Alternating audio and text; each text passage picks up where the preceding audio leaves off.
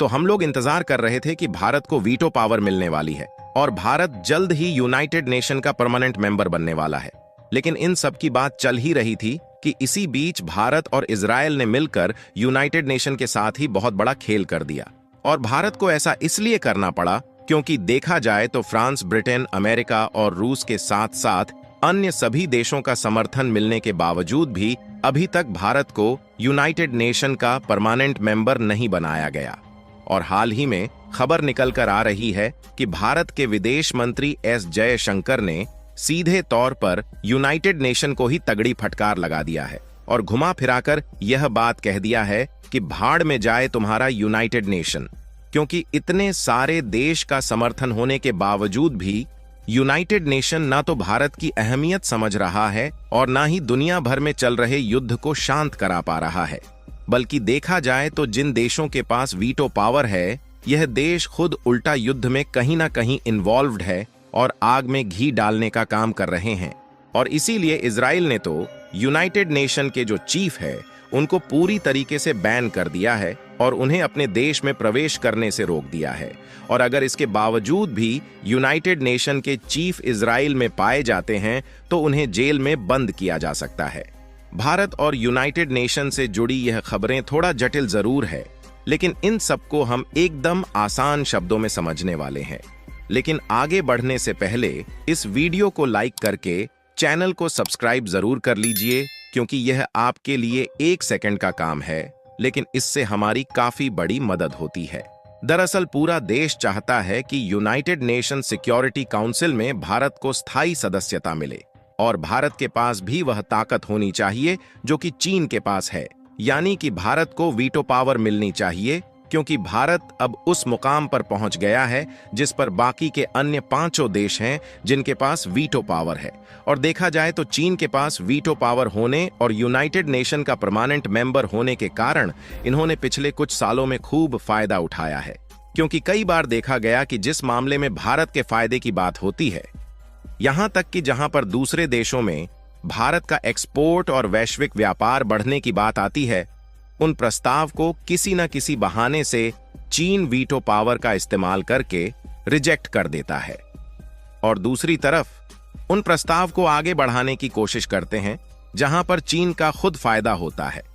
फिर चाहे उससे दुनिया का नुकसान ही क्यों ना हो रहा हो, बस केवल इन्हें अपना फायदा दिखाई देता है। और भारत इसी स्थायी सदस्यता और ताकत को लेकर हमेशा विरोध करता आया है। और भारत का कहना है कि केवल 5 देशों के पास ही वीटो जैसी एक्स्ट्रा ऑर्डिनरी पावर होना कहीं ना कहीं भारत और बाकी के अन्य उन देशों के साथ अन्याय है जो लगातार अपने देश को विकास के रास्ते पर ले जा रहे हैं। और वह किसी भी मामले में बाकी 5 देश से पीछे नहीं है, क्योंकि यह बात दुनिया जानती है कि इस समय भारत मिलिट्री पावर के मामले में तीसरा सबसे बड़ा देश बन गया है और अर्थव्यवस्था के मामले में 5वां सबसे बड़ा देश है। लेकिन इसके बावजूद भी यूनाइटेड नेशन का परमानेंट मेंबर अमेरिका, ब्रिटेन, रूस, फ्रांस और चीन बने हुए हैं और उनके पास वीटो पावर है। लेकिन भारत, जो कि 5वीं सबसे बड़ी इकोनॉमी है, उसका नाम 5 देश की लिस्ट में कहीं भी नहीं है। और आपको बता दे कि पिछले 1-2 सालों से नहीं बल्कि 10 सालों से भारत यह बात कहते आ रहा है कि यूनाइटेड नेशन में बदलाव होना चाहिए और पुराने नियमों को बदलकर समय के साथ यूनाइटेड नेशन में और भी देश को परमानेंट मेंबर बनाना चाहिए। और जो देश इसके लिए कैपेबल है उनको वीटो पावर भी देनी चाहिए। लेकिन आपको जानकर हैरानी होगी कि इस बार अमेरिका में यूनाइटेड नेशन की जो बैठक हुई थी उसमें 193 देश के राष्ट्रीय अध्यक्ष मौजूद थे। और जो बात भारत पिछले 10 सालों से कहता आया है, इनमें से लगभग सभी देशों ने वही बात दोहराई। यहां तक कि चीन को भी यह बात कहना पड़ गया कि यूएन को साउथ एशिया की ताकत को समझकर स्थायी सदस्यों की संख्या बढ़ानी चाहिए।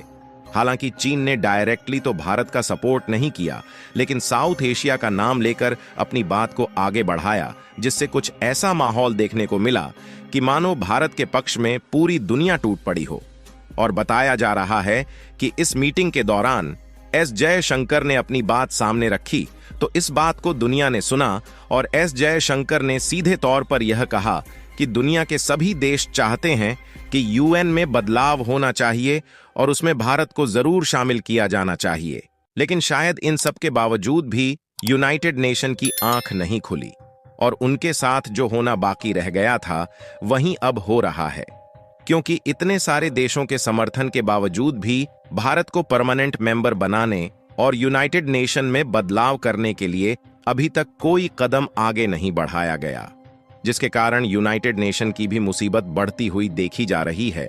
क्योंकि एक तरफ तो भारत यूनाइटेड नेशन पर भारी पड़ रहा है और दूसरी तरफ इजराइल भी यूनाइटेड नेशन के खिलाफ उतर गया है।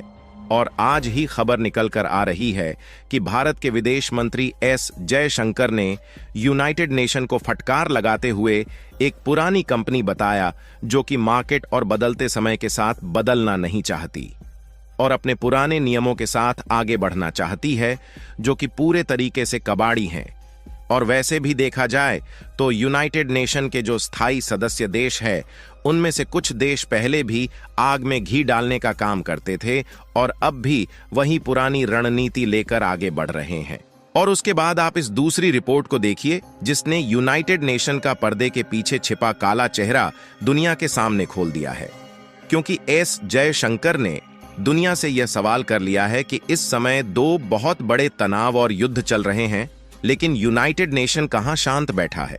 यानी कि यूनाइटेड नेशन वही पुरानी कंपनी है जो कि युद्ध को शांत तो कर नहीं पा रही, बल्कि देखा जाए तो सीधे तौर पर यूनाइटेड नेशन के उन परमानेंट मेंबर द्वारा युद्ध को बढ़ावा दिया जा रहा है जिनके पास वीटो पावर भी है। आपको बता दें कि केवल यूनाइटेड नेशन पर भारत ही भारी नहीं पड़ रहा है, बल्कि उससे ज्यादा अब इजराइल भारी पड़ रहा है। क्योंकि हाल ही में ईरान के द्वारा जो इजराइल पर भयानक अटैक हुआ है उसका आरोप इजराइल ने सीधे तौर पर यूनाइटेड नेशन के चीफ पर लगाया है। इजराइल का कहना है कि यूनाइटेड नेशन के जो चीफ है उन्होंने इजराइल में बलात्कारियों और हत्यारों का समर्थन किया है। इसीलिए इजराइल ने यूनाइटेड नेशन के चीफ को पर्सोना नॉन ग्राटा की कैटेगरी में डाल दिया है, यानी कि यह किसी भी सूरत में इजराइल में प्रवेश नहीं कर सकते।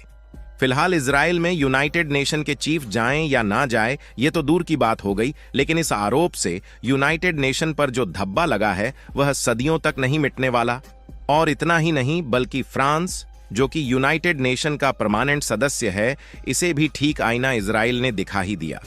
दरअसल इस समय जो आपको इस मैप में 7 पॉइंट हाईलाइटेड दिखाई दे रहे हैं, इन 7 एरिया के आतंकी संगठन से इजराइल अपने हित के लिए लड़ रहा है। फिर भी हाल ही में फ्रांस ने इजराइल को हथियारों की सप्लाई बंद कर दिया। साथ ही फ्रांस ने और भी वेस्टर्न कंट्रीज से इसकी डिमांड कर रहा था, लेकिन इजराइल ने फ्रांस को उल्टा जवाब देते हुए सीधा कह दिया है कि हम यह लड़ाई अपने हित के लिए लड़ रहे हैं और हम आतंकवादी संगठनों को मिटा रहे हैं जो कि दुनिया के सभी देशों के लिए खतरनाक है। ऐसे में कोई देश हमारा साथ दे या ना दे, लेकिन हम युद्ध को जीत कर ही रहेंगे। फिलहाल आपको क्या लगता है कि यूनाइटेड नेशन पर इतना जो आरोप लगाया जा रहा है, इन सब से यूएन पर कोई फर्क पड़ेगा या नहीं? अपनी राय कमेंट में जरूर बताएं